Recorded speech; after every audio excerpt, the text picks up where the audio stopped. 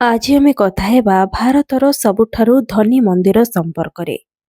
Top 5 ଲିଷ୍ଟରେ ଭାରତର କେଉଁ ସବୁ ମନ୍ଦିର ରହିଛି ସେ ବିଷୟରେ ଚାଲନ୍ତୁ ଆଜି ଆମେ ଆଲୋଚନା କରିବା।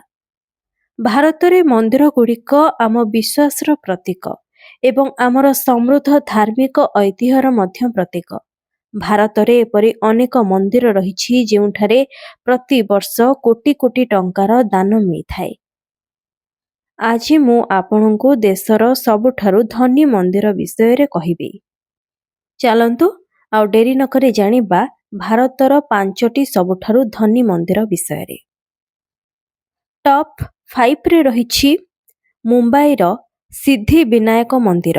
ଏହା ଭଗବାନ ଗଣେଶଙ୍କୁ ସମର୍ପିତ ହୋଇଛି। ସେଲିବ୍ରିଟି ଏବଂ ସାଧାରଣ ନାଗରିକମାନେ ମନ୍ଦିରକୁ ପ୍ରାର୍ଥନା ଏବଂ କାମନା କରିବା ପାଇଁ ଆସିଥାନ୍ତି।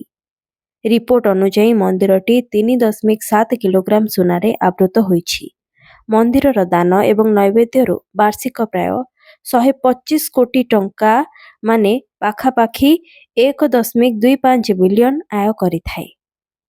ଏହାପରେ ନମ୍ବର 4ରେ ରହିଛି ଭାରତର ସ୍ୱୀକୃତିପ୍ରାପ୍ତ ଶକ୍ତିପୀଠ ବୈଷ୍ଣୋଦେବୀ ମନ୍ଦିର।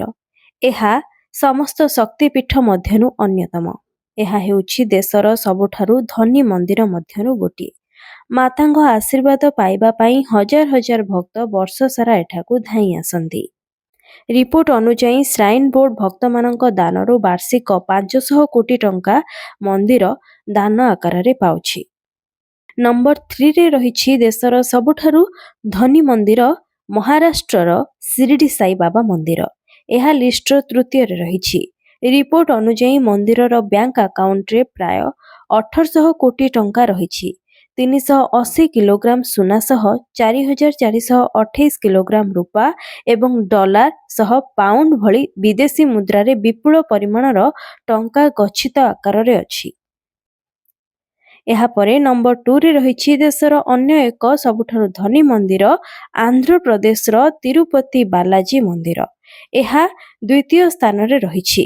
କିଛି ମାସ ପୂର୍ବେ ମନ୍ଦିର ପରିଚାଳନା ପକ୍ଷରୁ କୁହାଯାଇଥିଲା ଯେ ତିରୁପତି ବାଲାଜୀ ମନ୍ଦିରରେ ପ୍ରାୟ 5300 କୋଟି ମୂଲ୍ୟର ପାଖାପାଖି 10.3 ଟନ ସୁନା ଏବଂ ବ୍ୟାଙ୍କରେ 15,938 କୋଟି ନଗଦ ରହିଛି। ତେଣୁ ମନ୍ଦିରର ମୋଟ ସମ୍ପତ୍ତି 2.50 ଲକ୍ଷ କୋଟିରୁ ଅଧିକ ହେବ ବୋଲି ଆକଳନ କରାଯାଇଥିଲା। ଏହାପରେ ନମ୍ବର 1ରେ ରହିଛି ଭାରତର ସବୁଠାରୁ ଧନୀ ମନ୍ଦିର ଯେଉଁଠାରେ ପ୍ରତିବର୍ଷ କୋଟି କୋଟି ଟଙ୍କାର ଦାନ ମିଳିଥାଏ। ସେ ମନ୍ଦିରଟି ହେଉଛି କେରଳର ତ୍ରିଭେନ୍ଦ୍ରମର ପଦ୍ମନାଭ ସ୍ୱାମୀ ମନ୍ଦିର।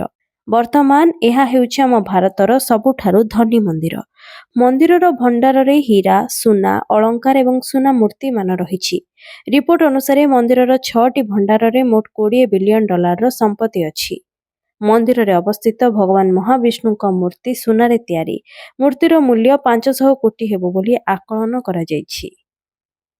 ତ ଏସବୁ ହେଉଛନ୍ତି ବର୍ତ୍ତମାନର ରିପୋର୍ଟ ଅନୁଯାୟୀ ଭାରତର 5ଟି ସବୁଠାରୁ ଧନୀ ମନ୍ଦିର। ଏହା ବାଦ ମଧ୍ୟ ଭାରତର ଅନେକ ମନ୍ଦିର ଏପରି ରହିଛି ଯେଉଁମାନେ ଧନୀ ମନ୍ଦିରରେ ଗଣା।